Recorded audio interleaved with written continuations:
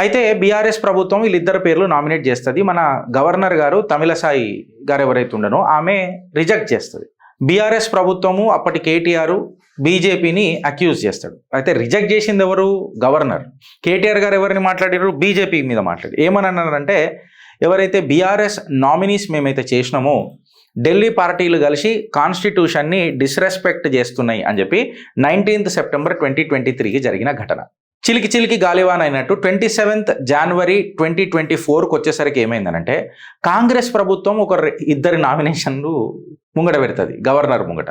Surprising ఏందనంటే, CM Revanth Reddy గారు Telangana cabinet ఏదైతే propose చేసిన ఇద్దరు పేర్లను గవర్నర్ గారు యాక్సెప్ట్ చేసేస్తారు.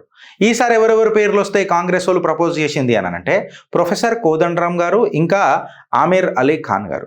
సేమ్ గవర్నర్ కోటాల under the Article 17 of 5 eminent పర్సనాలిటీస్నే మళ్ళా చేయాలా.